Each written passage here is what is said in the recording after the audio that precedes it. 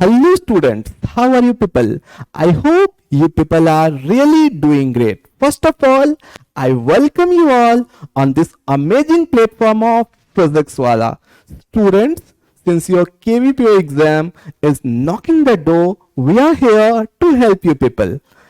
In the upcoming days, or you can say from today onwards, we will cover each and every important topics and concepts which may be asked in your upcoming KVPY exam. So let us begin. Let us start our session. Students, what I have experienced, most of the class 11th student faces difficulty in organic chemistry. So the chapter or the topic which I have decided to discuss with you people is carbon compounds. And the topics which we'll be covering here are: first, we'll be talking about IUPAC nomenclature. We'll do some questions on this particular topic, that is IUPAC nomenclature. Then general organic chemistry. It is a very vast topic, so the subtopics which we'll be covering here are electronic effects, concepts of acids and bases. Then we will move to isomerism. In isomerism, we'll be talking about structural as well as stereoisomerism. And in the end, we will do certain questions on practical organic chemistry. So let us begin. Students, the first question is there on the screen, and the question says, IUPAC name of the following compound is. Let us do the IUPAC nomenclature of this particular compound. I believe you people can easily do it. Let's do it. Bacho, if we look at the functional group, this is a keto group, right? Keto group. Here I'm having alkene, and here I'm having alcohol. Alcohol. Now, keto is given maximum priority, right? So I will have to do the numbering from here onwards. 1, then this alkene will get priority 1, 2, 3, 4, 5 and 6. I'm having a 6-member ring, that is cyclohexane, right? Okay. I'm having a keto group and the suffix for this will be on. And this one will act as principal functional group, right, bacho? Okay. So now let's do the nomenclature. Can I say I will have at 5th position I am having a substituent OH because now it will act as a prefix. So can I say 5-hydroxy? Yes, 5-hydroxy. Then I am having cyclic part, cyclohex. At 2nd position or at carbon number 2, I am having alkene group. So cyclohex 2-ene. And then at 1st position, I'm having a keto group and the suffix for that is on. So the nomenclature of this particular compound will be 5-hydroxy cyclohex 2-ene 1-on. I hope you understood this particular question. Let us move ahead.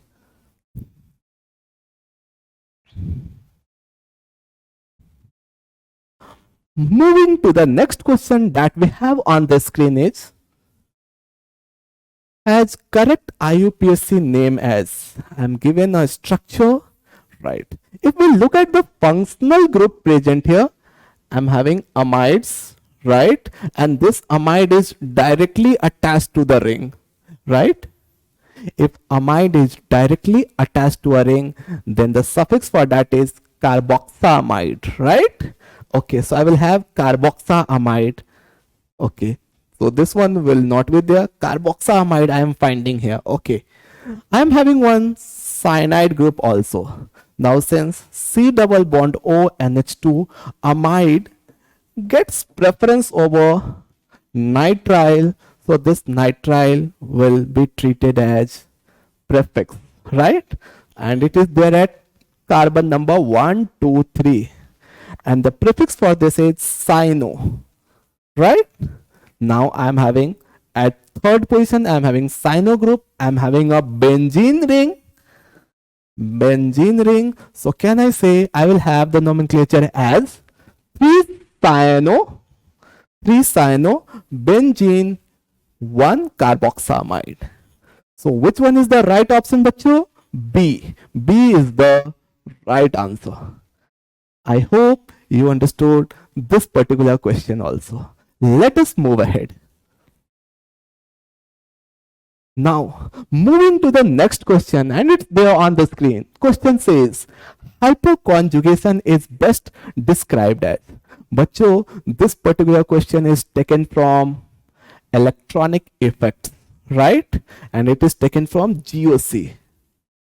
So before solving this question, let's do a quick revision of this particular concept, hyperconjugation. Can you tell me how do we define hyperconjugation? Bachcho, it can be defined as the delocalization of sigma electrons into empty pure p orbital. Delocalization of sigma electrons into empty pure p orbital. Let us try to understand this definition with the help of one example. I am taking a molecule or compound, I can say CH3CH2 positive. Okay. If we look at this particular compound, what is the hybridization of this carbon atom? Can I say it is sp2? Right? Okay.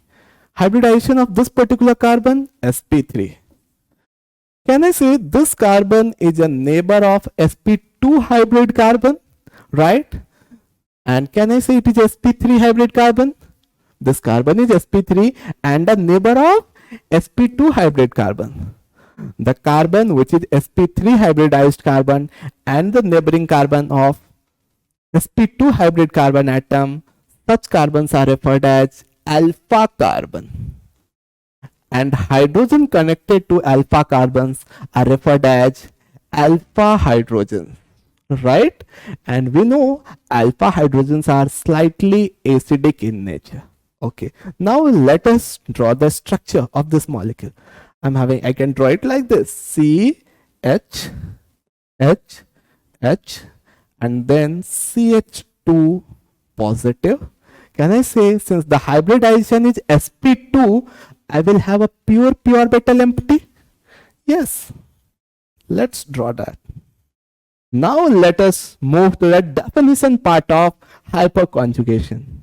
Can I say hyperconjugation is the delocalization of sigma, that is CH sigma bond, into pure p orbital. So this, whenever I'm having A bonded to B, can I say here it is like this, and this particular electron cloud is your sigma electron cloud. So the delocalization of this sigma electron cloud into pure p orbital is nothing but hyperconjugation. Let's draw the structure. Can I draw the structure? I'm having one H. Now since this bond is broken, so this H plus will remain as it is, or can I say I will have a physical bond formed between the carbon and hydrogen, and then I will have a double bond CH2. It is one of the hyperconjugative structure of this particular molecule, right? Okay, students, I hope you understood the definition of hyperconjugation. It is also referred as no bond resonance. Why it is called no bond resonance? Because if we look at this particular structure, there is no chemical bond. This H is not chemically bonded to this particular atom. So it is also referred as no bond resonance. Now, let's move to the question part. Hyperconjugation is best described as. Now you people can easily answer it. Delocalization of pi electrons, no, not at all. This option is totally wrong. Moving to the next option, we have delocalization of sigma electrons into a nearby empty orbital. Yes, hyperconjugation is all about delocalization of sigma electrons into nearby pure p orbital, right? So B is the right answer, bachcho. If we look at the other options, the effect of alkyl group donating a small amount of electron density inductively, not at all. And it's not applicable only in case of carbocation. It is applicable in all such cases where we are having pure p orbital, like in case of alkenes, in case of alkynes, in case of carbocation, in case of free radicals. In all such cases, this term hyperconjugation, or this particular effect, electronic effect, hyperconjugation, is applicable. For molecule to exhibit hyperconjugation, there are two conditions: presence of alpha hydrogen, and second, presence of pure p orbital. These two are mandatory. The migration in hyperconjugation, there is no movement of atoms, only the movement of sigma electron component takes place, right? So this one is also a wrong option. So B is the right answer, bacho. Let us move ahead. Moving to the next question, which is there on the screen, is rank the following in order of stability. Here we need to compare the stability of these alkenes. Bacho, stability of alkenes depends on resonance, hyperconjugation.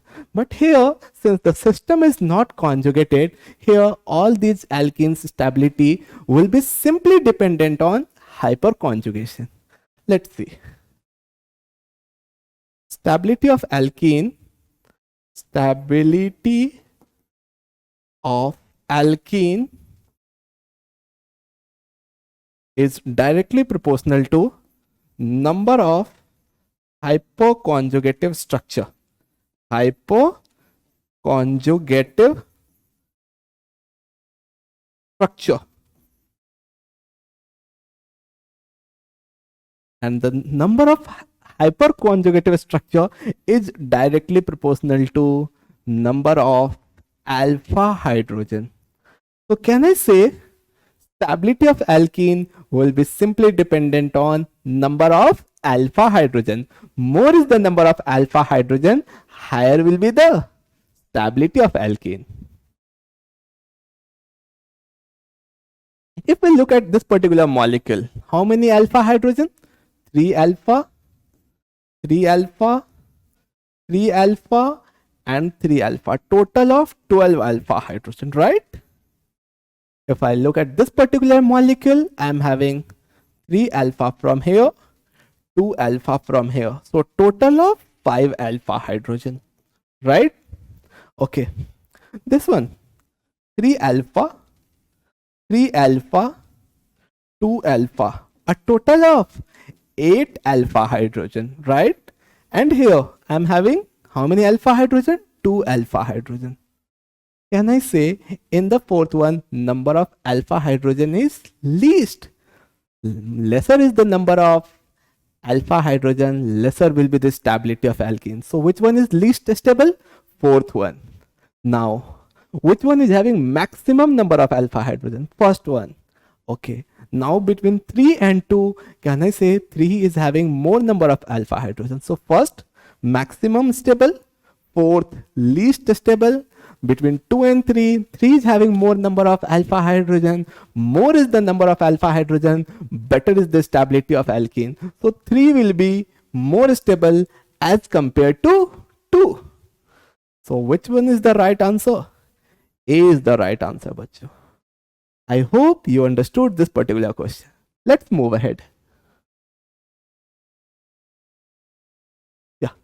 So moving to the next question is, arrange the following alkenes in order of stability. Once again, I am having a question based on the application of hyperconjugation. Here, once again, the stability of alkene will be simply dependent on number of alpha hydrogen. Let's count the number of alpha hydrogen in each case. I'm having 3 alpha, or how many alpha? 2 alpha hydrogen here, right? Okay. And once again 2 alpha from here, and then I will have 2 alpha from here and 2 alpha from here. So total of 6 alpha hydrogen in the first compound. Moving to the next compound, I am having 2 alpha hydrogen, right? Only one alpha carbon is there. Here, this one is the alpha carbon, so 3 alpha hydrogen from here, and this is also an alpha carbon, so 1 alpha hydrogen from here, right? So a total of how many alpha hydrogen? 4 alpha hydrogen. 4 alpha hydrogen. Okay. In this particular case, this is the alpha carbon, so 3 alpha hydrogen from here and 1 alpha hydrogen from here. So a total of 4 alpha hydrogen, right? Here. 2 alpha carbon from here, alpha hydrogen from here, 2 alpha hydrogen from here, 3 alpha hydrogen from here, right bacho? And once again, can I say here also, this is also alpha carbon, so here also I will have 2 alpha hydrogen. So 2, 2, 4, 2, 6 and 3, 9 alpha hydrogen. If we look at the number of alpha hydrogen in each case, can we say in fifth molecule I am having maximum number of alpha hydrogen? So can I say fifth one will be the most stable one? Yes, fifth is the most stable. Which is least stable? Second is the least stable. Fifth and second, right? Okay, now in first case I am having 6, so after fifth, in the first compound I am having 6 alpha hydrogens, so after fifth I will have first. Now between 3 and 4, the number of alpha hydrogen is same. If the number of alpha hydrogen is also same, then the stability of alkene will be dependent on the configuration. If I talk about the configuration, here the molecule is cis, and here the configuration is trans. Now, बच्चों, in general, trans molecules are relatively more stable as compared to cis.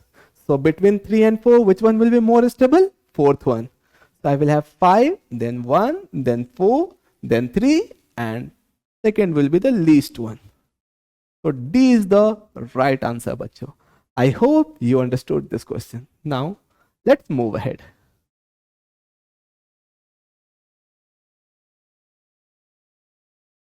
The next question which is there on the screen is the correct order of heat of combustion of above compounds.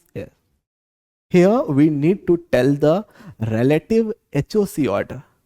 Can you tell me the definition of heat of combustion? Bachcho, it can be simply defined as the amount of heat energy released when 1 mole of an organic compound is burnt completely in excess of air. Once again, I am repeating the definition. The amount of heat energy released when 1 mole of an organic compound is burnt completely in presence of air.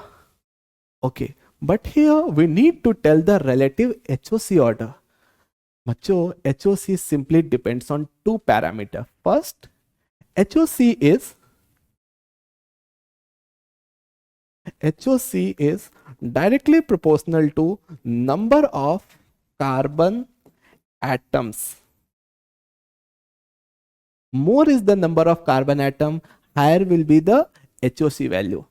But if 2 compounds have same number of carbon atom, then if 2 compounds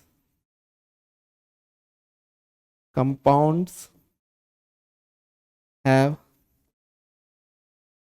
same number of C atoms, then HOC is inversely proportional to stability. Now, let's move to the question part. Here we need to tell the relative HOC order. Here can I say I am having 3 carbon atoms, 4 carbon atoms and 5 carbon atoms. As I am moving from left to right, the number of carbon atoms are increasing, and with the increase in the number of carbon atoms, the HOC value will increase. So can I say This one will have maximum HOC, then cyclobutane and cyclopropane will have least HOC. So which is the right answer? 3, then 2, then 1. C is the right answer, bachcho. I hope you understood what do we mean by the term HOC and how do we compare HOC for different organic compound. Please copy it.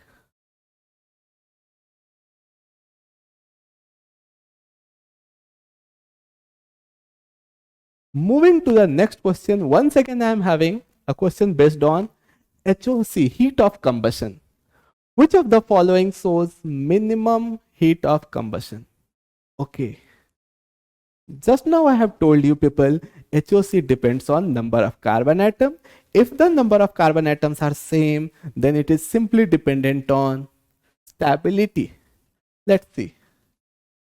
Let's first of all check the number of carbon atom in each case. 6, 7, 8, 9, 10. 6, 7, 8, 9, 10. 1, 2, 3, 4 and 6, 10. 7, 8, 9, 10. In all such cases, the number of carbon atoms are same. Now it will be simply dependent on stability. And HOC is inversely proportional to stability.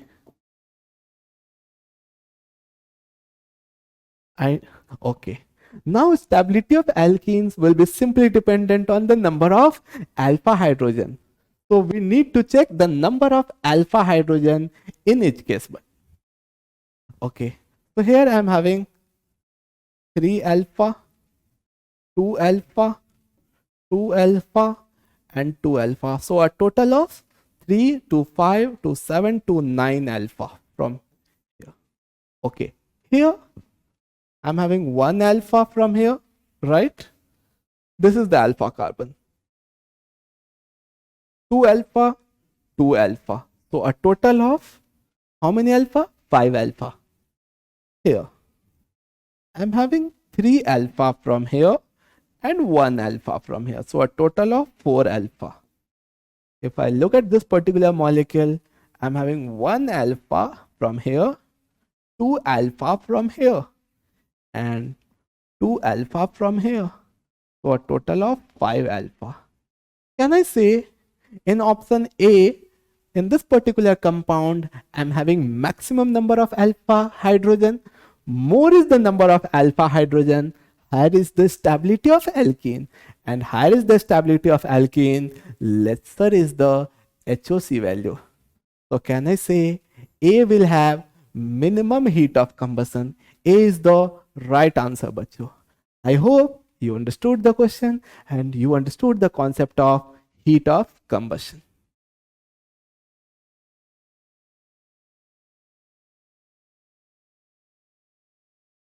Moving to the next question, the correct order of stability among the following canonical structures is.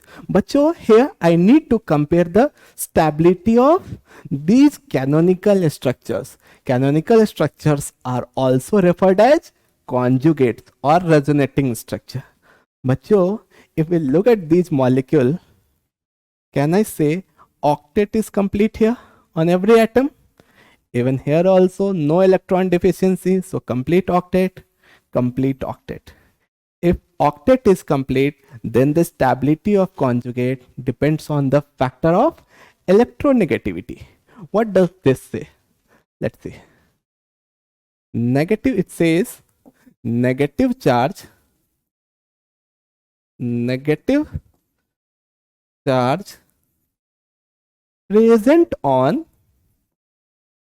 present on more electronegative elements, more electronegative element, negative element is relatively more stable. This means that conjugate will be more stable where the negative charge is present on more electronegative element? Let's look at the question. Here negative charge is present on oxygen. Here the negative charge is present on carbon. And here the negative charge is present on nitrogen. Okay. Can I say oxygen is relatively more electronegative as compared to nitrogen, and nitrogen is more electronegative as compared to carbon? So can I say negative charge holding capacity is much better in oxygen than in nitrogen and then carbon? So can I say first one will be the most stable one?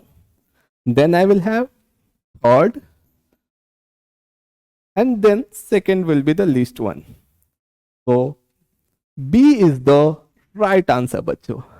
I hope you understood this particular concept, that is the stability of canonical structure or the stability of conjugates. Let's move ahead. Moving to the next question, and the next question is relative stability of following carbocations will be in the order. Bacho, here we need to compare the relative stability of these carbocations. Let's check the different electronic effects operating on these carbocations. Okay. If I talk about molecule 4, I'm having CH2CH3 positive. Obviously, can I say hyperconjugative effect is applicable here? 3 alpha hydrogen, right? Okay. So this one will be the stabilizing factor.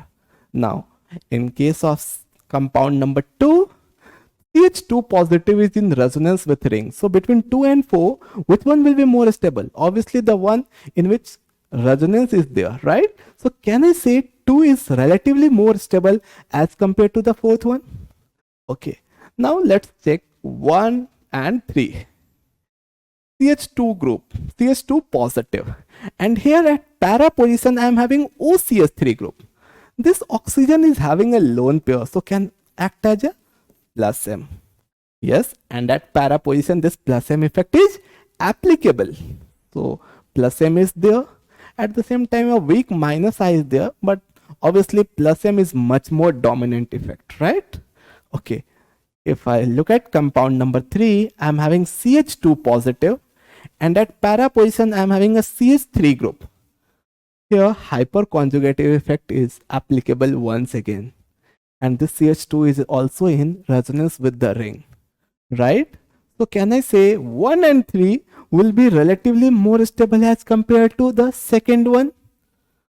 Plus H effect, plus psi effect, here plus M effect, here resonance, and here only hyperconjugation. So fourth least stable, first maximum stable. Now between 3 and 2, obviously 3 is more stable.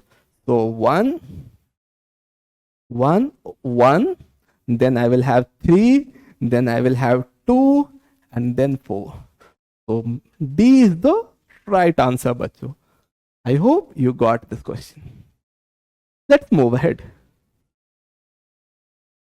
Which carbocation is most stable? Once again, we are having stability of carbocation.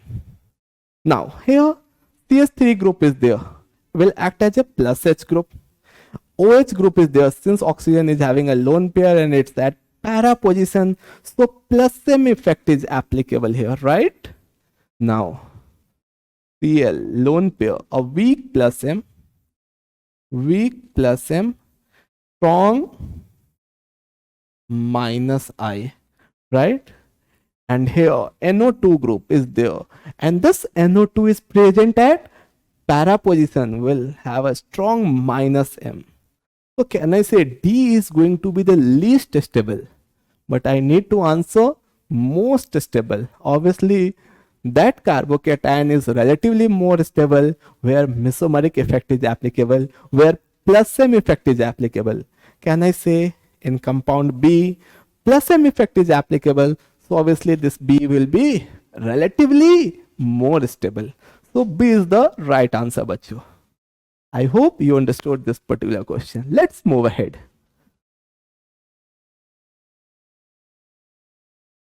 Which of the following compounds are aromatic? Now here we need to classify these cyclic compounds into aromatic, anti-aromatic and non-aromatic. But according to questions, we need to identify only aromatic compounds. Let's start. Here, sp2, sp2, sp2, sp2, 4 pi and one lone pair. And this lone pair is also used in resonance. So yes, 4 pi and 2 pi, 6 pi. Cyclic, planar, conjugated and 4n plus 2 pi. These are the necessary criteria for a compound to be aromatic. So obviously first one is aromatic.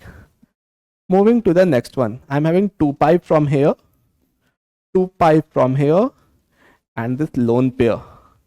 So 2 pi from here, so 6 pi. Now some of the students may say, sir, will this lone pair get delocalized? No, here this lone pair is not there in the parallel p orbital.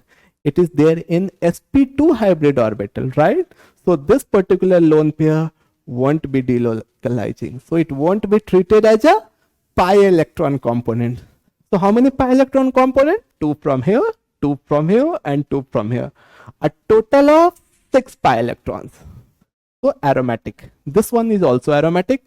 First one is also aromatic. Moving to the third one. 2 pi from here, 2 pi from here and a lone pair. And one of the lone pair will delocalize at once. So a total of 6 pi electrons. Now it is a cyclic compound, cyclic, planar and conjugated along with 4n plus 2 pi, means it is aromatic. Right, bacho? So C is also aromatic. Moving to D, once again, just like oxygen and sulfur, they belong to same group. So obviously this one will also be aromatic. Every condition is same. Here, the nitrogen lone pair is there in sp2 hybrid orbital. It won't delocalize. Only oxygen lone pair will get delocalized. So 2 pi from here, 2 pi from here and 2 pi from here. A total of 6 pi electrons. So aromatic. Okay, moving to the sixth one. I'm having 2 pi, right? And then sp2, this one and this one. Okay, so can you tell me whether it will be aromatic or not? Obviously 2 pi, 2 pi, 2 pi, and here this lone pair may get delocalized and this one may also get delocalized. So total of 2 pi from here and 2 pi from here. So a total of 6 pi electrons. It is also aromatic in nature, right, bacho? Let's move ahead. Aromatic. Now, moving to the next question, next option. I am having this one. 2 pi, 2 pi, 2 pi. Nitrogen's lone pair will not get delocalized. So a total of 6 pi electrons, a cyclic system, planar system and the conjugated system. So it is also aromatic, right? Okay, moving to the eighth one. Okay, and this one.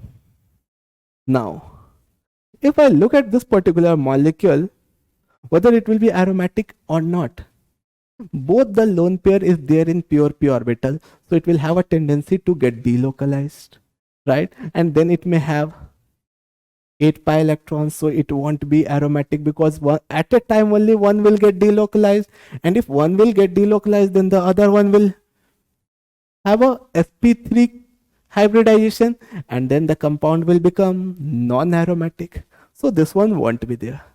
Moving to the next one. Once again, it can't be there. 6 pi, and then this one will be a. Then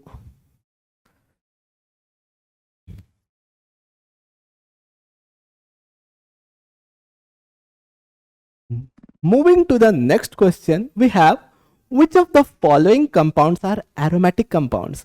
But here we need to identify among these cyclic compounds which all are aromatic. The necessary and sufficient criteria for a compound to be aromatic. And the criteria are, first one should be cyclic, right? Should be a conjugated system. Conjugated means then planar, planarity is must, and then should follow 4n plus 2 pi electrons. These are the necessary and sufficient conditions for a molecule to be aromatic. Now let's check this one. 2 pi and lone pair 2 pi. So a total of 6 pi. Is it a cyclic? Yes. Conjugated? Yes. Planar? Yes. Cyclic, planar and conjugated, and 6 pi electrons, so aromatic. Right? Now 2 pi and 2 pi. So a total of 6 pi. Now someone may say, sir, here also one lone pair is there. So will it get delocalized? I will say no, it won't get delocalized because this lone pair is there in sp2 hybrid orbitals. So it won't get delocalized since it's not there in pure p orbital. So a total of 2 pi and 2 pi, 6 pi electrons, cyclic, planar and conjugated, aromatic. At a time only one lone pair will get delocalized, 4 pi and 2 pi, 6 pi, cyclic, planar and conjugated, so aromatic. All 1, 2, 3 are aromatic. Moving to the next one. Oxygen and sulfur, they belong to same group, right? So here also I am having two lone pair. At a time only one will get delocalized. So 2 pi and 2 pi, total of 6 pi electrons, right bacho? Okay, and then cyclic, planar, conjugated, so aromatic. 2 pi and 2 pi, 6 pi, cyclic, planar and conjugated. This nitrogen lone pair won't delocalize. It's there in sp2 hybrid orbital, right? Okay. So this one is also aromatic. Here, if I talk about this particular molecule, oxygen lone pair. So 2 pi and 2 pi. So a total of 6 pi electrons, cyclic system, planar system and a conjugated, because here the hybridization is sp2. So cyclic, planar, conjugated, 6 pi, aromatic. Let's move ahead. This one. Yes, both the nitrogen lone pair won't delocalize because they are in sp2 hybrid orbital. They are not there in the parallel p orbital. So now having 2 pi, 6 pi, cyclic, planar, conjugated. Moving to the next one. Now here, they are in pure p orbital. And at a time only one can get delocalized. Then the other one will have sp3 hybridization. So it won't be aromatic. It also won't be aromatic, right? This one, yes, it will be aromatic. 2 pi, aromatic. Aromatic criteria fulfilled. 4n plus 2 pi, right? Highly aromatic. This one, no, it won't be aromatic. Talking about the next one, phenol. This one, okay. 2 pi and 2 pi. Talking about the cyclic part itself, I am having 6 pi, cyclic, planar, conjugated and 6 pi. Right, bacho? Obviously, this alcohol lone pair is outside the cyclic ring. It won't matter. So, which all compounds are aromatic? 12th one, 10th one, 7th one, and here all the 6. So, 1 to 6, 1, 2, 6, 1, 2, 3, 4, 5, 6. Then 7th one, then 10th one and 12th one. So C is the right answer, bacho. I hope you understood how to classify a compound into aromatic, non-aromatic and anti-aromatic. For compound to be anti-aromatic, it should be cyclic, planar, conjugated and it should follow 4n pi electron system, 4n pi. For a compound to be aromatic, it should follow 4n plus 2 pi. I hope you understood it. Let's move ahead. Which among the following carbocation is the most stable one? Once again, a very important question as far as KVPY exam is concerned. Macho, this particular carbocation, if I talk about this carbocation, here I'm having sigma resonance. Some people say it as dancing resonance, and a carbocation is stabilized by sigma resonance, that 2 by 3 rings is a highly stable carbocation. So undoubtedly this is going to be the most stable carbocation. I hope you understood this also. Here it is, if I talk about this particular carbocation, it is in resonance with the ring, but here I'm having sigma resonance. If I talk about this one, this is a tropylium carbocation. No doubt this is also a highly stable carbocation, but less as compared to the carbocation which is stabilized by sigma resonance. And if I talk about this one, I am having hyperconjugation, so relatively less stable. So A is the most stable carbocation. I hope you understood this.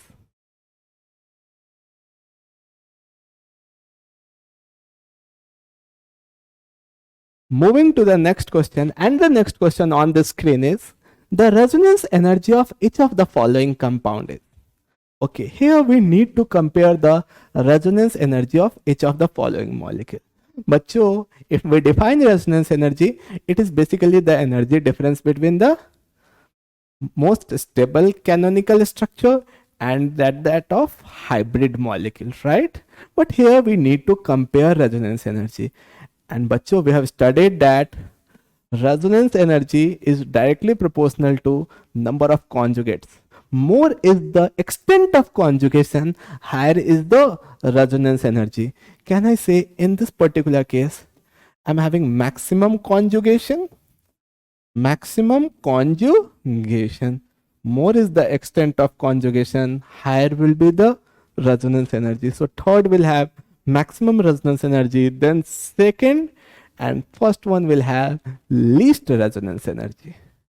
So what is the right option, bacho? Third, then first, and then second. D is the right answer, bacho. Let's move ahead. Now moving to the next question, and the next question says compare carbon-carbon bond rotation across A, B and C. Here we need to compare carbon-carbon bond rotation. Okay, let's do it. I'm having this molecule, a 5-member ring connected to 3-member ring via double bond. Here 7-member ring connected to 5-member ring via double bond. 7-member ring connected to 3-member ring via double bond. One of the most important questions of GOC because it involves the concept of resonance, aromaticity, and even bond order, sigma bond, pi bond rotation concepts also. So one of the most important and typical questions of GOC. Let's start. If I draw it, the first one,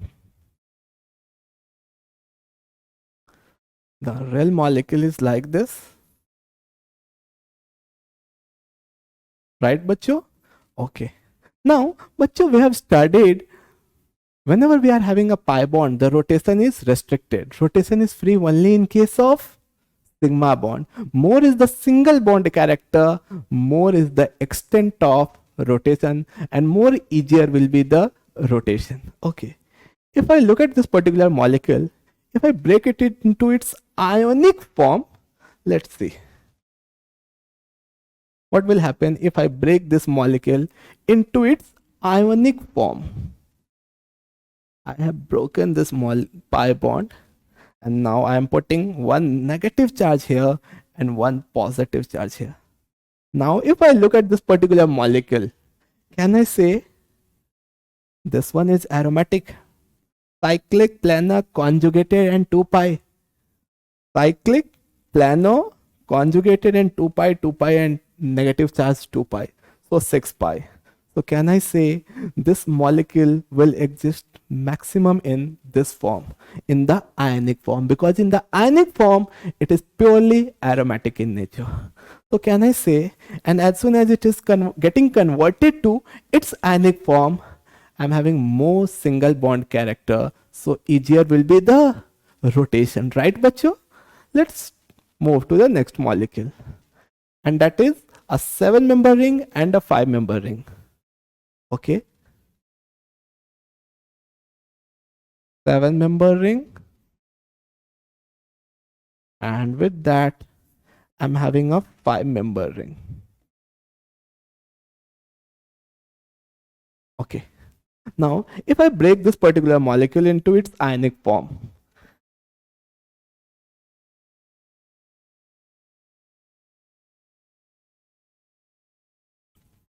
can I write it like this? Now in the ionic form, once again this molecule is also aromatic. Why? Because it is having 2 pi, 2 pi, 2 pi, total of 6 pi, basically a troponium cation, which is aromatic cation, right? And this one is also aromatic one. So even this compound will have a maximum tendency to be in its ionic form.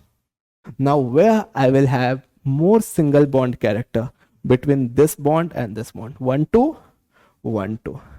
Can I say here the extent of conjugation is more? More is the extent of conjugation. So more the double bond will get converted to partial double bond character. So more will be the single bond character, we can say, right? Because here the pi electron distribution will be much better. So can I say, and since here the single bond character is somewhat more, so each of rotation will be more, right? Okay, so between 1 and 2, where CC bond rotation will be much easier? In B, right? Because here the extent of conjugation is more. If I talk about molecule C, and if I break it into its ionic form, it will look like this. Positive, negative. Now this particular molecule won't be there in its ionic form. Why? Because in its ionic form, one of them will become anti-aromatic, and anti-aromatic compounds are highly unstable compounds, so it won't exist in its ionic form, so it will remain in its neutral form only. And in its neutral form, it will have a complete double bond character where the rotation will be restricted. So C option will have least rotation across carbon-carbon bond, right? B will have maximum, then I will have A, and C will have least, B, A, C. So C is the right answer, bacho. I hope you understood this particular concept. Please copy it.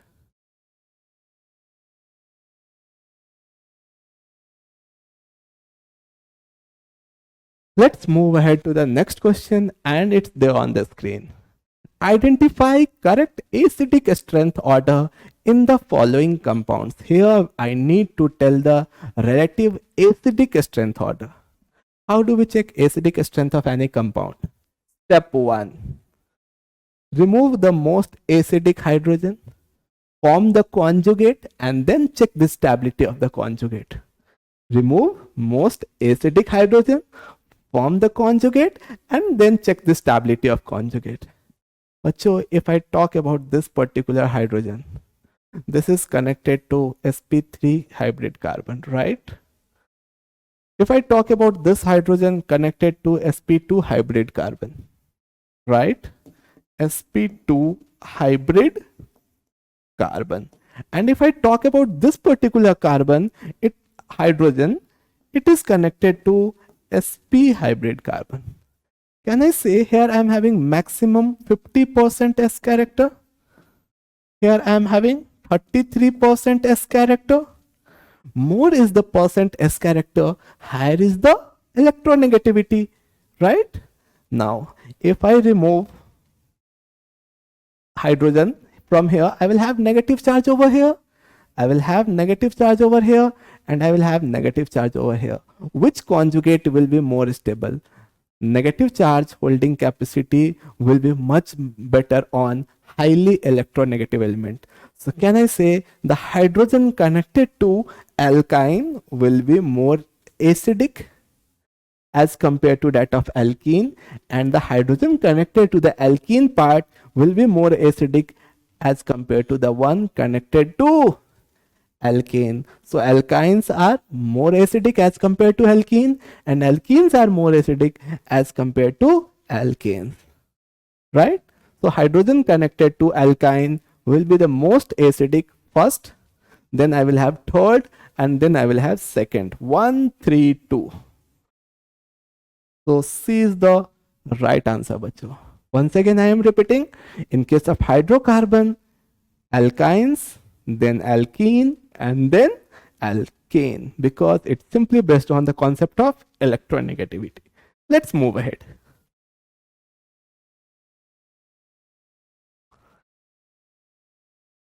Which of the following is the strongest Bronsted acid? Here I need to tell which one is the strongest Bronsted acid.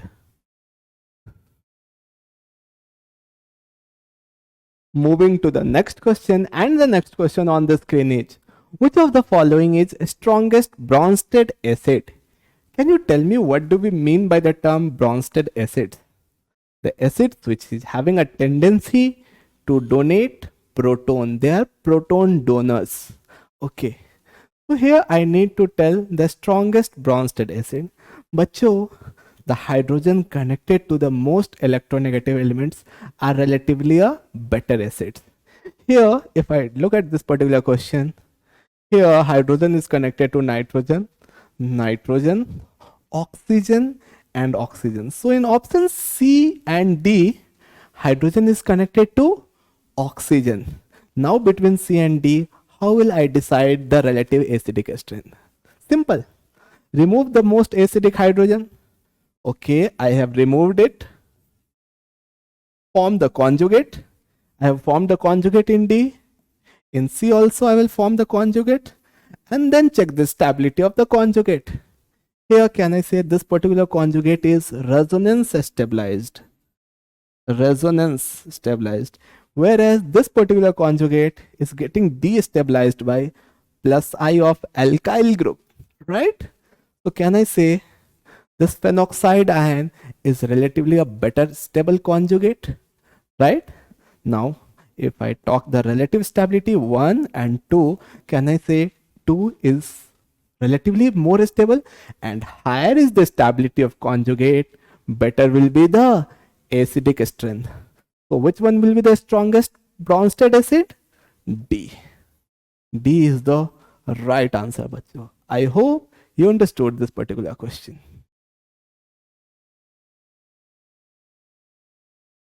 Identify correct acidic strength order in the following compounds. Okay, I'm having carboxylic acid, and at ortho positions 2 OH group is there. Perfect. Carboxylic acid, ortho position 1 OH. Benzoic acid simply, or benzene carboxylic acid. Obviously third one is going to be the least acidic. Now can I say, whenever at ortho position of benzoic acid, if any group is substituted, one effect is applicable, and that effect we say it as ortho effect. Ortho effect.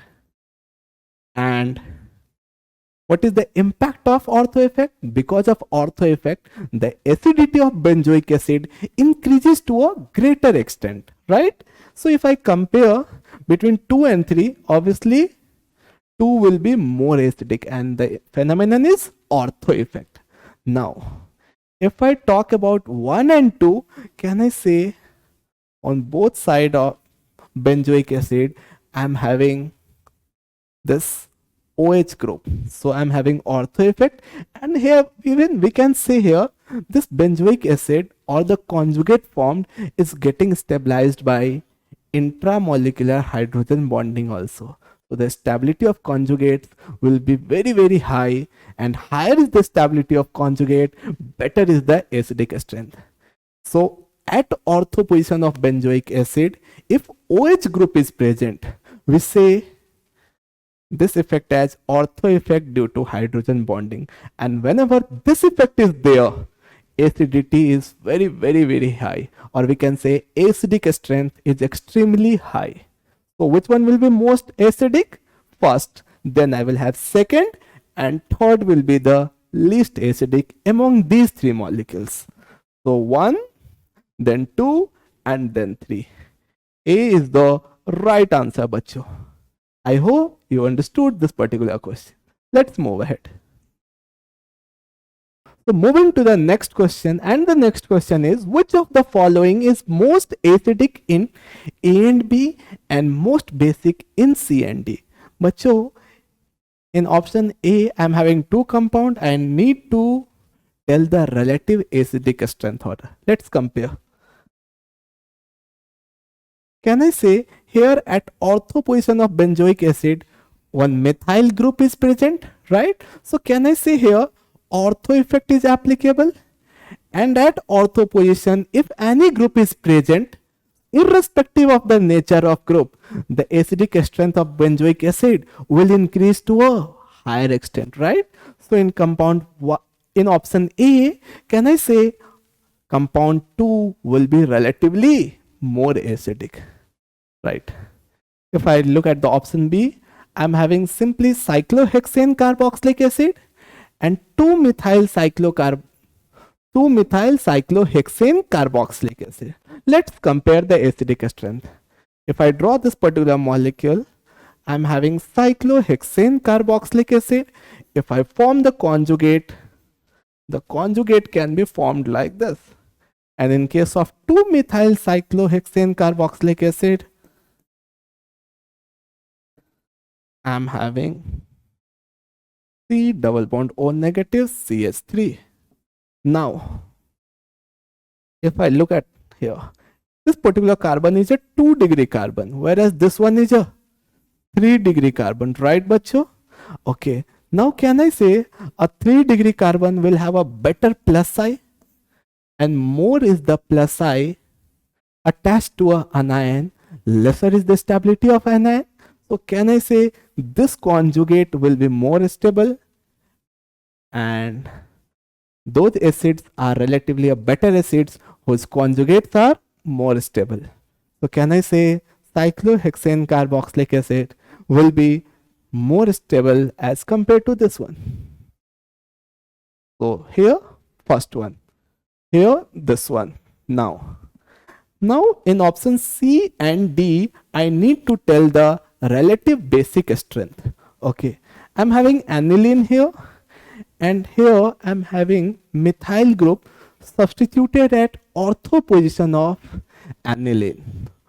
Here, whenever any methyl group or any group, irrespective of nature of group, if any group is substituted at ortho position of aniline, then one effect is observed, and that particular effect is referred as SIP, steric inhibition in protonation. And what is the impact of this effect? The basic strength decreases, right? So here, if I need to tell the relative basic strength, can I say one will be a better base as compared to the second one? Why second is relatively a weaker base? Because here steric inhibition in protonation is observed. If I form the conjugates, the stability of conjugate acid formed will be relatively less. Okay, so first will be a better base. If I look at option D, here I'm having amine and amines, but here can I say in case of base, the basic strength increases with increase in plus I. Here I'm having a 3-degree carbon, here I'm having a 2-degree carbon. So can I say here plus I will be more, and higher is the plus I, better is the electron density, better is the availability of electron cloud, more will be the donation tendency, better will be the basic strength. So in option D, which one is a better base? Obviously second one. So in option A, 2, B1, A2, B1, and then I will have C, I will have first one only. Okay, and D I will have second one. So C first one, A I will have second one here. Please make a small correction. A2, B1, C1 and D2. Right. So B will be the right answer, bachcho. There was a small correction. A will have in option A, second will be the most acidic. In option B, first one will be the better acid. In option C, first one will be a better base. And in option D, second one will be a better base. I hope you understood the question. Let's move ahead.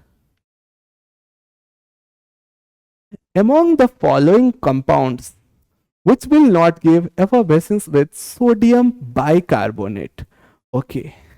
Can you first of all tell me the formula of sodium bicarbonate? It's NaHCO3. Now, what do we mean by the term effervescence? It's basically release of CO2 gas. So basically they want to ask which one among the following acid will not give or will not release CO2 on treatment with sodium bicarbonate. Let's see it. Bacho, we are having one reaction, any acid HA on treatment with HCO3 minus, that is bicarbonate. The reaction is like this. I am having H2CO3, right, plus A minus. This is an acid. Obviously, it will act as a base, right? Okay. Now, this reaction is feasible in forward direction only when the acidic strength of Ka of HA is greater than H2CO3. Ka of H2CO3. Acidic strength of the acid is higher than that of H2CO3. Now, among the given acids, if I talk, this is benzoic acid. It is much more stronger acid than H2CO3. So obviously it will release CO2 gas, will give CO2 gas. Benzene sulfonic acid, much more stronger acid than H2CO3, will definitely give CO2. If I talk about this one, phenol, this is relatively a weaker acid, right? So this one on treatment with HCO3 minus won't be releasing CO2. No CO2 is released. No. So obviously here effervescence will not be observed. Now you may say, sir, this is also phenol only. But here, if we look at this compound, it is 2,4,6 trinitrophenol. It is picric acid. Picric acid. And it is a stronger acid as compared to H2CO3. So obviously, this one on treatment with sodium bicarbonate will release CO2 gas. So here, which one will not give? So C will not give. Phenol won't give. C is the right answer, bacho. Let's move ahead.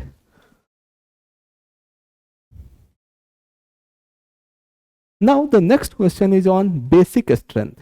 Arrange the anions CH3 minus, NH2 minus, OH minus and F minus in the decreasing order of their basic strength. Okay. I'm having the anions as CH3 minus, okay, NH2 minus, OH minus and F minus.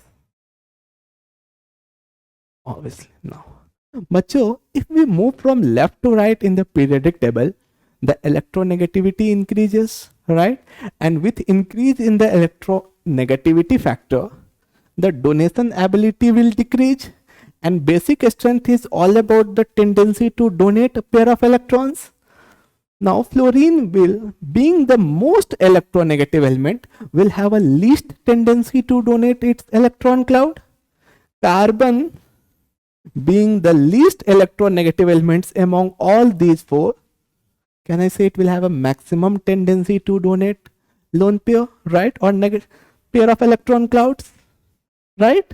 So can I say it will be a better base than nitrogen, then OH minus and F minus. CH3 minus among these four compounds will be the most basic one.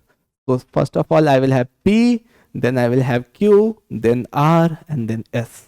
A is the right answer, bacho. Here, the simple deciding factor is electronegativity. Higher is the electronegativity, lesser is the donation ability. I hope you understood this question. Let's move ahead. Which of the following is strongest Bronsted base? Can you tell me what do we mean by the term Bronsted base? Basically, they are proton acceptors. Proton acceptors. Okay. Now, which will have maximum tendency to accept proton? Okay. Okay. Here, can I say the lone pair is used in delocalization? So lone availability of lone pair is less. So basic strength will be less. The tendency to accept H plus will be less because electron cloud is used in resonance, right? Okay. Here also, the electron cloud is used in resonance. Now, if I look at this particular molecule, it's a 2 degree, right? And it's ammonia. Now, if we look at here, availability of lone pair is there because here the nitrogen is sp3 hybridized, localized lone pair, right? Localization of lone pair is there. Availability of lone pair is there. At the same time, I'm having two plus I groups. So can I say the plus I will also increase the electron density, right? So can I say here the electron density is maximum, so it will have a maximum tendency to accept protons, and more is the tendency to accept proton, better will be the Bronsted basic character. So D will be the right answer, bacho. I hope you understood this particular question. Let's move ahead. What is the major product of the following reaction? Okay, I'm having a substrate and it is treated with HCl, but it is given in the question only 1 mole of HCl is present. Okay, so among these two nitrogenous base, the one which will be most basic will be reacting with this HCl, right? Okay, so if we look at this particular compound, can I say this nitrogen is a neighbor of sp2 hybrid carbon? So here the lone pair will be used in resonance. So can I say delocalized lone pair? Delocalized lone pair. If I talk about this one, can I say here sp3, sp3. So here this lone pair is a localized one. Localized. And basic strength is all about localization of electron density. So can I say here the electron density will be higher? So this nitrogen will have maximum tendency to accept H plus. So obviously HCl will react at this position and will form the salt at this particular position. Obviously on this nitrogen HCl has reacted and it has formed salt. Base plus acid is giving me salt, ammonium chloride salt, right? So B is the right answer, bacho. I hope you understood this basic and acidic strength. Moving to the next question, which is there on the screen, and if we look at this question, it is taken from the topic isomerism. Can you define isomers? The compounds having the same molecular formula but different structural formula, or they may differ in the spatial arrangement or orientation, right? If I divide this isomerism, we are having mainly two types of isomers: structural isomers and stereoisomers. If I divide structural isomers, it is further categorized as chain isomers. Next one, position. Next one, functional isomers. Then metamers and tautomers. If I talk about stereoisomers, we are having two different types of stereoisomers, geometrical isomers and functional isomers.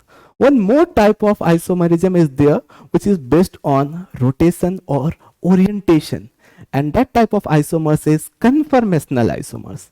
But let's first of all focus on structural part of the isomerism. बच्चों, the first one is chain isomers. Okay, let's do one example of each type of isomers. Chain isomer. Here, can we say the two compounds are said to be chain isomers of each other, provided the molecular formula is same, but they differ in parent chain length. Like, I can have one example. I can have N-pentane, 1, 2, 3, 4, 5, and then I can have 2-methyl-butane. How these two compounds are related? They are the chain isomers of each other, right? Moving to the next part of the structural isomers, that is position isomer. Position isomer, right? If I talk about position isomers, here the two compounds have the same molecular formula, even the same parent chain length, but now they differ in the position of substituents. They may differ in the position of functional group, or they may differ in the position of multiple bonds attached, right? Like, one example I can have is this one, but 1 in, right? 1, 2, 3, 4. And one more example. Now, how these two compounds are related? It is having a nomenclature but 1 in, whereas this one is having a nomenclature but 2 in. Now, these two are position isomers of each other. Moving to the next one, I can have functional isomers. Functional isomers. Bachcho, if we talk about functional isomers, here the two compounds have the same molecular formula, but they differ in the nature of functional group attached to the principal chain length. Like alcohol and ether, they are functional isomers of each other. Similarly, aldehyde ketone, they are the functional isomers of each other. We can have more example like alkene, cycloalkane, they are the functional isomers of each other, right? Let me take one example here and write one example. I can have CH3 CH2OH and I can have CH3 OCH3. How these two are related? They are the functional isomers of each other. Moving to the next one, we have is metamers. Bachcho, we can have one more example of functional isomers that is there in case of amines.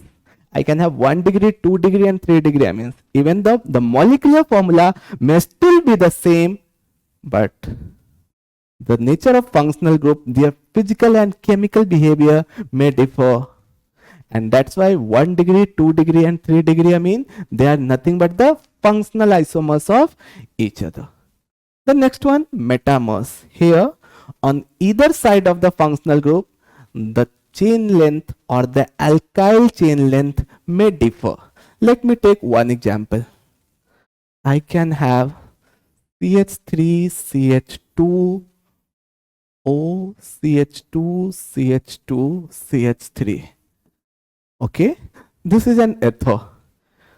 Now I can draw the metamer of this one. I can have this one, and now this side I am having 3 carbon. Now what I am going to do, I am going to increase 1 carbon length on the right side of the functional group, that is ether, CH2, CH2 and CH3. So how these two compounds are correlated? They are the metamers of each other. The last and the most important part of structural isomers is tautomers. Although the next questions are there from tautomers itself, but still let's do a quick revision of tautomers. The two compounds are said to be tautomers of each other, provided they follow the following condition. I can have a structure like this. And if we look at this particular example, this is aldehyde. Now, the tautomeric form of this particular compound will be CH2COH and H. Now, how these two compounds are related? They are the tautomers of each other. They always exist in dynamic equilibrium with each other.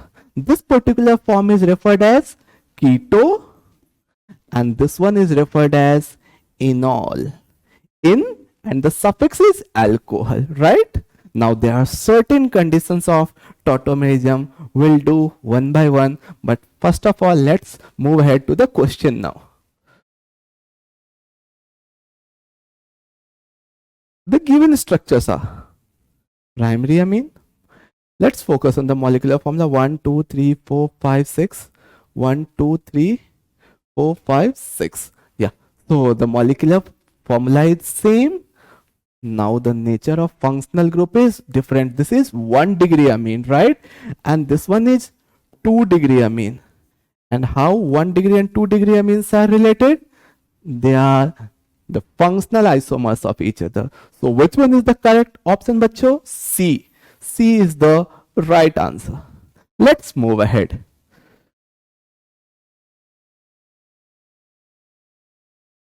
Which of the following will not show tautomerism?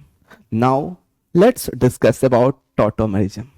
Bacho, for a compound to show tautomerism, there should be certain criteria, and the criteria is I should have following structure: C H X double bond Y. Now this X can be anything. This can be carbon, nitrogen, or oxygen, and generally this Y is N, O, and S. Y is relatively, or generally we can say, somewhat more electronegative as compared to X. Now X should be connected to C, and this particular carbon is referred as alpha carbon. Alpha carbon should have at least one alpha hydrogen, then only it will exhibit tautomerism. Now this is one form. It will exist in dynamic equilibrium with one of its more form, and that particular form will be C double bond X single bond YH. So in tautomerism, what we can say, there is oscillation of acidic hydrogen, right? This acidic hydrogen oscillates from C to Y. Now, so for a molecule to show tautomerism, it should have the following structure, right? The presence of alpha carbon is mandatory, presence of alpha hydrogen is mandatory. Let's look at this structure. Yes. Can we say this is nothing but X and this is Y? So X is my carbon, Y is oxygen. This is my neighboring carbon, and this one is also neighboring carbon, and this neighboring carbon is having hydrogen.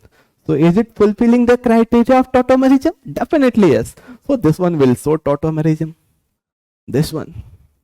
If we look at this particular structure carefully, can we say C double bond X? So my X is this one, right? This is C double bond X single bond Y. This is oxygen is my Y and H. So it is nothing but the enolic form. We can convert into its keto form also, right? Okay. So this one is also will also exhibit tautomerism. Let's move ahead to the next one. If we look at this particular molecule, can I say it is nothing but the keto form? C single bond X, this is X, this is Y. C single bond X doubly bonded Y, and this C is having, this is the alpha carbon, this is alpha carbon, this is alpha carbon, and all these alpha carbons are having alpha hydrogens because they are containing hydrogen. So I'm having C, this C is having at least one hydrogen connected to X, and this X is connected to Y. So this one will also exhibit tautomerism.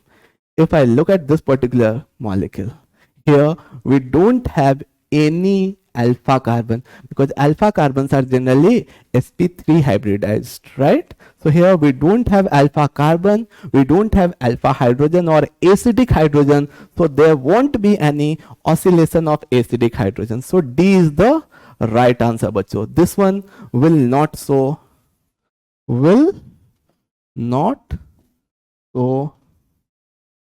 isomerism, right? I hope you understood which of the following will not exhibit tautomerism. D is the right answer. Let's move ahead. Moving to the next question, which is there on the screen, and the question says, among given ketones, which one does not enolize? Again, once again, it's an application of tautomerism. For a molecule to undergo tautomerism, the first condition is it should have the following structure: CH single bond X, doubly bond Y.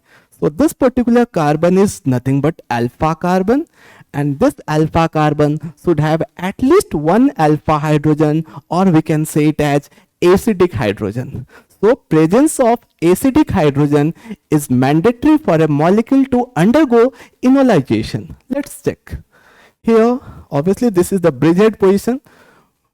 From this side we cannot have enolization, but here I can have C, this is X and this is Y, and this particular carbon is having two hydrogens. So this particular molecule will definitely undergo enolization, and the enolic form of this molecule will be like this, right? This is the enolic form of this molecule. Now talking about this particular molecule, from this side I cannot have enolization. Why? Because bridgehead position cannot be planar, it cannot be sp2 hybridized, and these two positions are bridgehead positions. Bridgehead position. Okay, so now if we move to this particular carbon, here we don't have any acidic hydrogen. So since acidic hydrogen is absent, this particular molecule will not undergo enolization. Moving to the next one. Yes, here I am having alpha carbon, and this alpha carbon is having mandatory alpha hydrogen or acidic hydrogen. So first and third will definitely undergo enolization, whereas the second one will not undergo enolization. So looking at the options that we have, second, B will not undergo enolization. B is the right answer, bacho. Let's move ahead. The correct order of XYZ, I am having certain keto and enolic forms, and here we need to compare the extent of enolization in each case. If we look at this particular enol, can I say it is aromatic in nature? Aromatic, right? Okay. If we look at this particular enol, here delocalization is there, but at the same time this the lone pair present on this particular oxygen may also undergo delocalization, and now here cross conjugation may occur. Cross conjugation, and whenever we are having cross conjugation, the stability of molecule decreases, so the extent of enolization will somewhat get reduced. If I look at the third particular example, in this case obviously I am having a linear conjugation. So if we compare the extent of enolization in second one and the third one, can we say in the third case I will have better extent of enolization as compared to the second one. But if we compare first and third, here obviously the compound is aromatic, so extent of enolization will be much higher, almost 90-95% or even 98% enolization may occur. So first one will have maximum enolization, then I will have maximum enolization in the first one, and here the percentage X, so the value of X will be maximum, then I will have extent of enolization in the third one, that is Z, and Y will have least, the value of Y will be least. Looking at the options, I'm having X at the top, then Z, and then Y. X, Z, and Y. D is the right answer, bachcho. I hope you understood the concept of tautomerism. Let's move ahead. The product of this reaction should be, here I am given a molecule PHCH3 C double bond OH, and it's treated with D2O/OD minus. This particular reaction is referred as deuterium exchange. Deuterium exchange. Whenever any keto compounds having alpha hydrogen, whenever any keto compounds, by keto we means any carbonyl compounds, because in tautomerism we say all the carbonyl compound as keto, whether it is aldehyde or ketone. So any keto compounds having alpha hydrogen, whenever treated with D2O/OD minus, it undergo deuterium exchange reaction. And what happens in this particular reaction? All the acidic hydrogen gets replaced by deuterium. All the acidic hydrogen will get replaced by deuterium. Okay, so looking at this reaction, I am having this particular carbon is alpha carbon, and here I will have how many hydrogen? 1, 2, 3 and 1 hydrogen. So can I say this particular hydrogen is having acidic behavior, right? Now whenever this molecule will be treated with D2O/OD minus, means this reaction is occurring in alkaline medium. So in alkaline condition,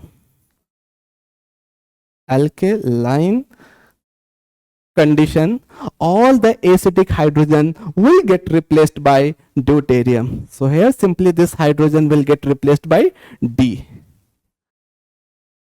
Here this is not acidic hydrogen, so it cannot be the correct option. Then moving to this one, this is acidic hydrogen, and this acidic hydrogen is replaced by deuterium. So B is the right answer, bachcho. I hope you understood this deuterium exchange phenomenon.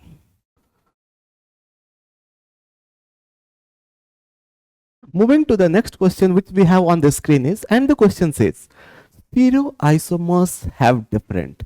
So before solving this question, let's quickly do a brief discussion about stereoisomerism. Okay, Machol, first of all, let's define what do we mean by the term stereoisomers. It can be simply defined as the compounds having the same molecular formula, the same molecular weight, the same structural formula, but they differ in arrangement and orientation of groups around three-dimensional space. So stereoisomers are the compounds having the same molecular formula,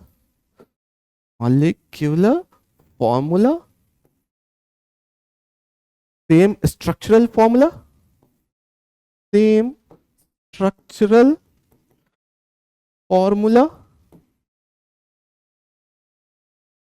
but differ in different arrangement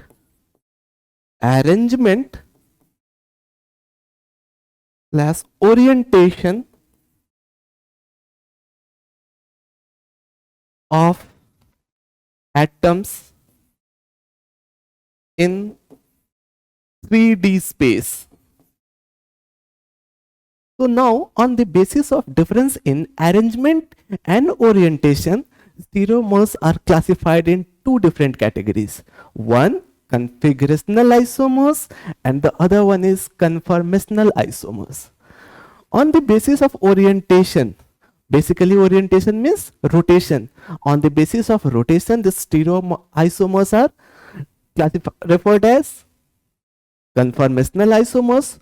On the basis of difference in arrangement, when the molecule differ in arrangement, then they are said to be configurational isomers of each other. Further, these configurational isomers are divided as geometrical isomers and optical isomers. So once again, if I classify, stereoisomers are divided in two different categories. One, stereoisomers divided in two different categories: configurational, configurational. The other one is conformational, right? If I talk about configurational, it is mainly due to difference in arrangement. If I talk about conformational, it is mainly due to difference in orientation, because we know that around sigma bond we are having free rotation. So whenever the molecule differ in rotation, then we get conformational isomers. When the molecule differ in arrangement, we get configurational isomers. Configurational isomers are further classified as geometrical isomers and optical isomers. So now let's do the question.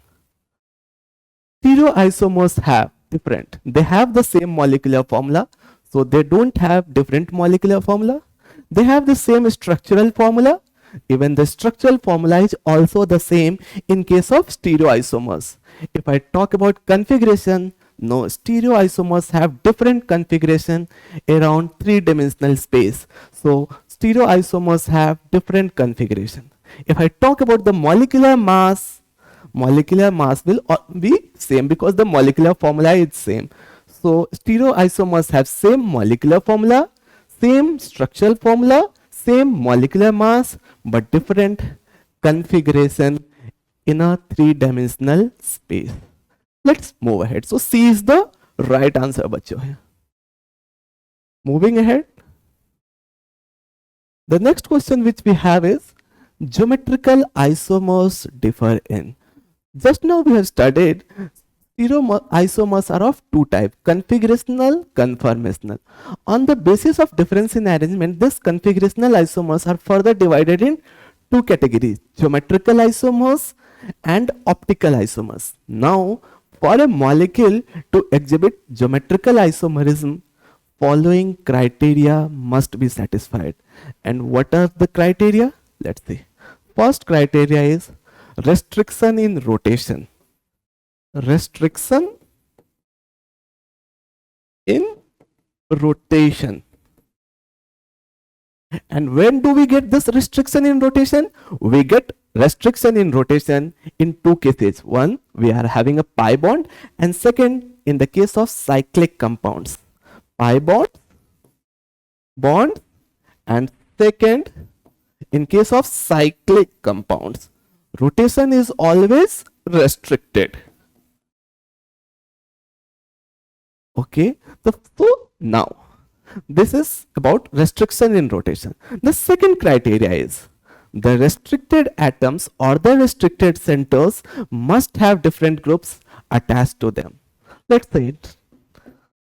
Restricted centers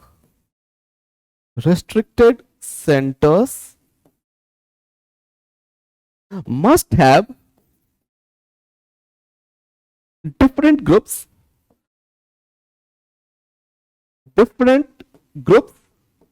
attached to them.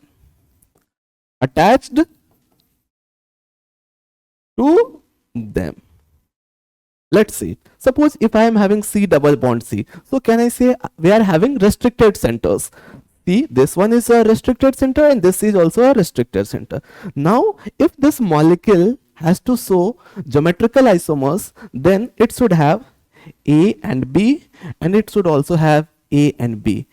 Means the restricted centers should have different groups connected to them. They cannot have the same groups connected to them.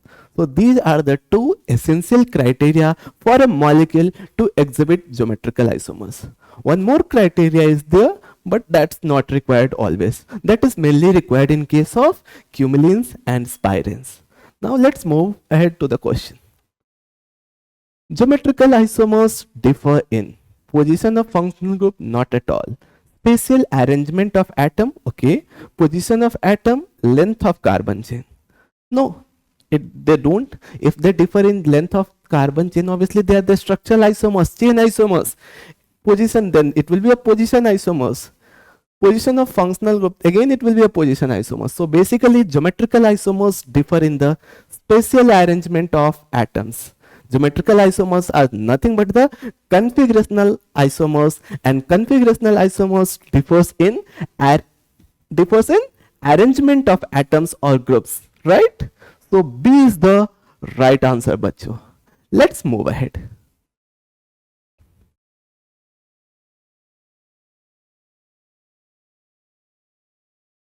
So moving to the next question which we have on the screen, and the question says, which of the following compounds has S configuration? Bachcho, in optical isomers we have different nomenclature system, like we have BL nomenclature, then we have RS nomenclature. This RS nomenclature is once again based on priority assignment, and this priority is decided on the basis of CIP rule. How do we assign R and S nomenclature to certain organic compound? Let's see. I'm having a Fisher projection, so it consists of a vertical line and horizontal line, right? Okay. Now, let us suppose I'm having a group A connected, B connected, D connected, and E connected, right? Okay. Now, let us assume atomic number of A is greater than that of B, B is greater than D, and E is having the least atomic number. E is having the least atomic number. This is Z. We have assumed it. Assume. Right? Okay. Now, so on the basis of CIP rule, can I say A will get priority number 1? Okay, so this one is having priority number 1. Then B priority number 2. D priority number 3. And E is the least prior group, so it is on the priority number 4. Now this least prior group should be on the vertical line, and here it is on the vertical line, so no problem at all. Now what I will do, I'll move 1 to 2 and 2 to 3. I'll move from first prior group to the second prior group, and second prior group to the third prior group. 1 to 2 and 2 to 3. Now if the movement is clockwise, if the movement is clockwise, it is R. If the movement is anti-clockwise, it is S. Here, let's check. I'm moving from 1 to 2 and 2 to 3. Can I say this movement is anti-clockwise? Anti-clockwise. And if the movement is anti-clockwise, the configuration will be S configuration. Okay. Now, one question may be there, and you may have certain that question, and that is, if the fourth prior group is not on the vertical line, let us assume it is there on the horizontal line, then what will you do? But so here I am giving you a thumb rule. If the fourth prior group is on the horizontal line, simply invert the configuration. Suppose you are getting R, write S. If you are getting S, write R. That's it. Now let's do the question. I'm having this one, okay. CH3, Br and OH. Can I say bromine will get priority number 1? This oxygen will get priority number 2, methyl priority number 3, and hydrogen priority number 4. Now what I am going to do, I am going to move from 1 to 2 and 2 to 3. Movement is anti-clockwise, so it should be S, but here the fourth prior group is on the horizontal line, so the configuration will be R. Here once again, bromine most prior will get priority number 1, OH priority number 2, methyl priority number 3, hydrogen priority number 4. I'll move from 1 to 2 and 2 to 3. Right. Now the movement is clockwise, and the fourth prior group is on the vertical line, so the configuration will be R, right? So these two are having R configuration. Let's move to the third one. 1, 2, 3. I'll move from 1 to 2 and 2 to 3. Now my movement is anti-clockwise, right? And the fourth prior group is on the vertical line. So here I will have my configuration S, right? Moving to the next one, I am having OH1, Sorry, this OH will get 2, Br1, methyl 3. 1 to 2, 2 to 3 movement clockwise, fourth prior group on the vertical line, so R. So among these molecules A, B, C and D, among these four compounds, third one will have S configuration. So C is the right answer, bacho.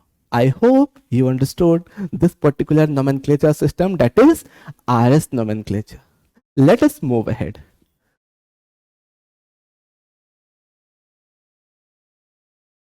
Moving to the next question, which is there on the screen, and the question says, in which of the following has minimum torsional strain and minimum van der Waals strain? Bacho, here we need to identify minimum van der Waals strain and the torsional strain.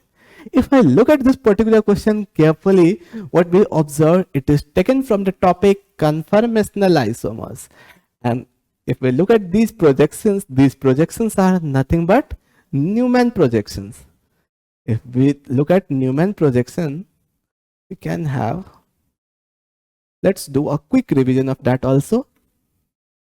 Here, this dot is representing the front carbon and circle is representing the rear carbon, right? If I look at this particular molecule, let's assume I'm having C, and here the groups connected are A, B, D. Here the groups connected are D, let's D, E and F. And I'm viewing from this side. So this one is my front carbon, right? Front carbon. And this one is going to be the rear carbon.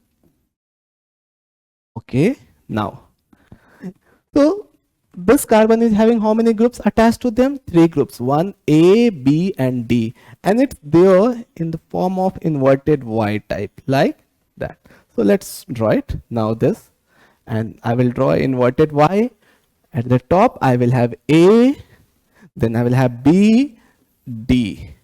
Now if I look at the rear carbon, once again I am having an inverted Y configuration.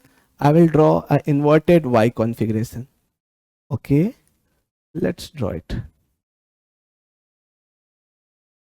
Now, what are the groups connected to this rear carbon? D. One of the group is E and F. So this particular projection is referred as Sohor's projection, whereas this one is referred as Newman projection. Newman projection.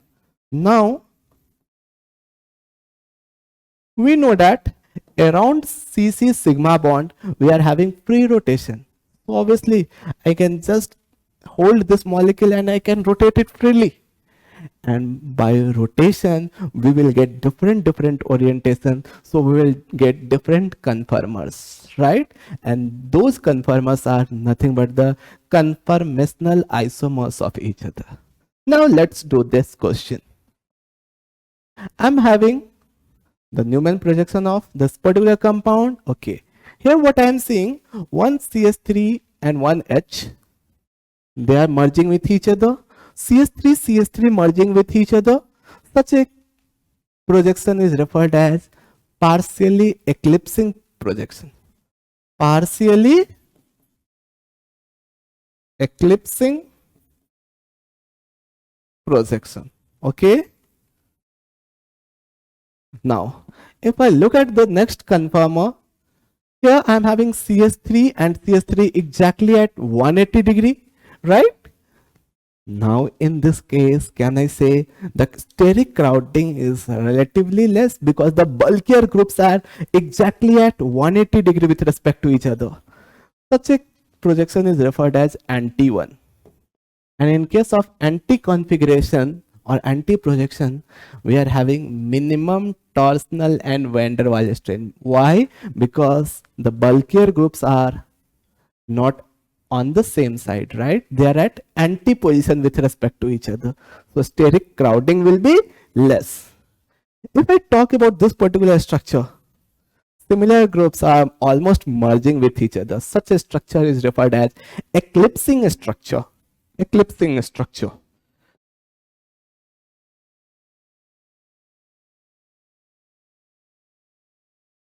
Okay, this one is the eclipsing structure. If I talk about the fourth molecule, now here the bulkier groups are almost the adjacent to each other. They are right. They are at almost 60 degrees. Such a projection or configuration is referred as Gaussian one. Gaussian. Now, बच्चों, if I talk about stability, in this particular case, anti will be relatively more stable. Then we will have Gaussian. Then we will have partially eclipsing, and fully eclipsing or eclipsing structure will be the least stable structure. Okay, so which one will have minimum torsional and van der Waals strain? So the one which is having minimum steric crowding, and second is having minimum steric crowding. So B is the right answer, bachcho. I hope you understood this Newman projection. Let's move ahead.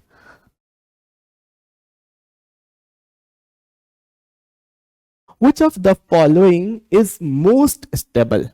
Here, once again in Newman projection, we need to identify that projection which is relatively more stable. But just now we have studied anti projections or anti configurations are relatively more stable, but there are certain cases in which Gaussian may also be relatively more stable.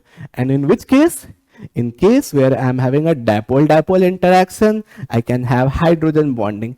In such cases, Gaussian structures or Gaussian projections are relatively more stable. If I look at this particular molecule, I am having the structure C double bond OH, right? This is aldehyde group, and near to that I'm having N, H and H. Can I say in this particular case I may have what? Intramolecular hydrogen bonding, right? Intramolecular H bond. And whenever we are having such things, in that case stability will be maximum. So in this case, in spite of having certain steric crowding, still the stability will be more as compared to that of anti. This one is anti. Here the stability will be relatively good. Why? Because the bulkier groups are at anti with respect to each other. But in the first one, no doubt there is some steric crowding, less as compared to that of partially eclipsing and fully eclipsing, but still certain crowding is there.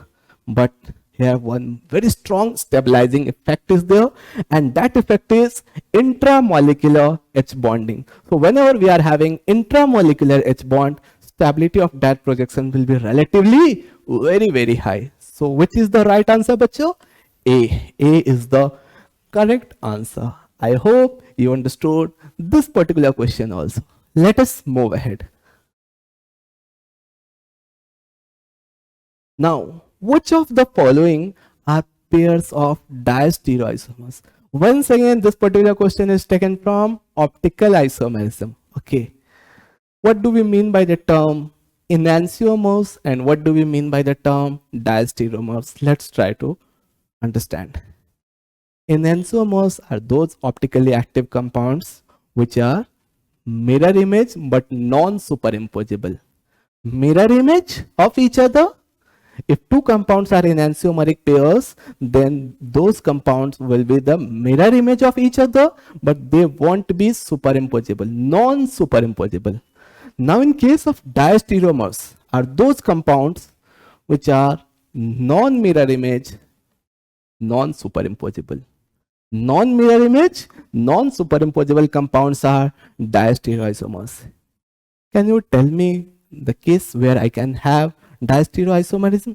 Geometrical isomers. If we talk about cis trans, they are stereoisomers, right? First, for a molecule to have to exhibit this diastereoisomerism, the first it should be having that conditions of stereoisomerism. So geometrical isomers are stereoisomers. Now if I talk about cis trans isomers, they are non-mirror image and they are stereoisomers, so they will be related as diastereoisomers. Let's look at these particular molecules. If I see at this molecule, apart from this, one plane of symmetry is also there. We can say this molecule Some of you may say it is mirror image, but bachcho, it's not optically active. Basically, it's meso. If I exactly invert this molecule, these two molecules are identical. So even they are not enantiomers. They are not diastereomers, not enantiomers. If I look at this one, obviously here, now some of you may say, sir, here geometrical isomerism may be there because restriction in rotation is there. No, similar prior groups or similar groups are there on the same restricted centers, right? This one will also not so. If I look at this particular molecule, okay, let's see. Let's do one thing. Assign RS nomenclature in order to find whether the molecules are identical, whether the molecules are enantiomers. Okay. This one will get priority number 1. This one will get priority number 2, priority number 3, and priority number 4. Now let's move from 1 to 2 and 2 to 3. If I move, the movement is anti-clockwise. First, the movement is anti-clockwise. Now the next thing. The fourth prior group is there on the horizontal line. So it should be S, but it will be R. Now let's look at this particular molecule. 1, okay, 2, 3, 4. 1 to 2 and 2 to 3. The movement is once again anti-clockwise. Fourth prior group is on the horizontal line. So once again it will be R. These two molecules are identical. If I will do even number of exchange, I will get the same molecule. Right, bacho? Okay, now if we look at this particular molecule, HOH. So from here at this center, they are mirror image of each other. Perfect. At this center, they are identical. The configuration is retained. Now, such a molecule, if I am having two chiral center, at one chiral center they are mirror image, at second chiral centers they are identical.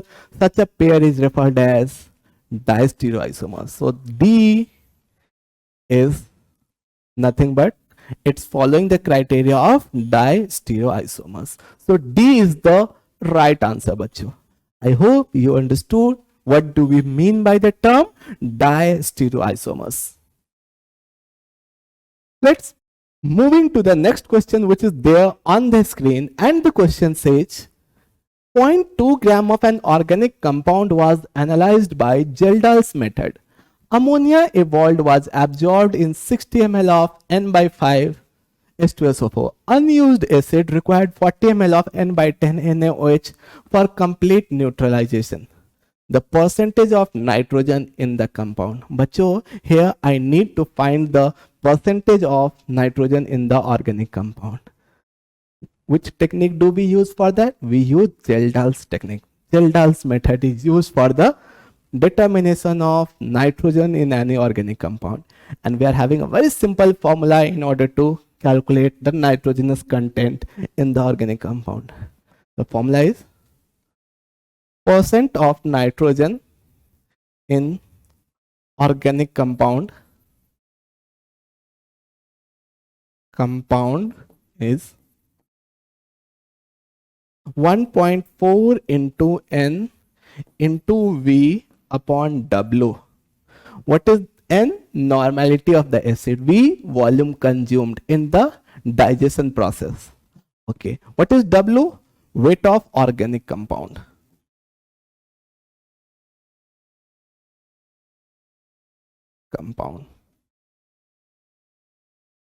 Okay. Now let's move to the question. I'm having 60 ml of N by 5 H2SO4. In that 40 ml of N by 10 NaOH. This I'm given certain milliequivalents of acids, and a certain milliequivalents of acid is neutralized by base. So what amount or what milliequivalents of acid is used for digestion process? Can I say it is nothing but 60 into 1 by 5 minus 40 into 1 by 10. So it's 8 milliequivalents. So the value of N into V, that is the equivalents of acid used for digestion process in this particular technique is 8 milliequivalents. Now, the percent of nitrogen in the organic compound is 1.84 into N into V upon W. N into V value is how much? 8. So it's 1.4 into 8 upon, what is the weight of organic compound given? 0.2 grams. So it's 7. 8 into 7, 56. So how much percent of nitrogen is there in this organic compound? 56%. C option. Right? This is. So if I talk about this particular question, it is taken from the topic practical organic chemistry, a highly important chapter for any competitive exam, whether it is JEE mains or KVPY. Highly important chapter. I sincerely request you guys to please follow this chapter very carefully. Let's move ahead. So that's it for today, students. I hope and I believe you have understood each and every questions whatever we have discussed, starting from nomenclature to isomerism to practical organic chemistry. If you still have certain doubts, please write that in the comment box. I'll be very happy to answer all your doubts. In the upcoming session, we will cover each and every important portions related to this KVPY exam, mainly for SA as well as SX stream. Thank you, students. Thank you for watching.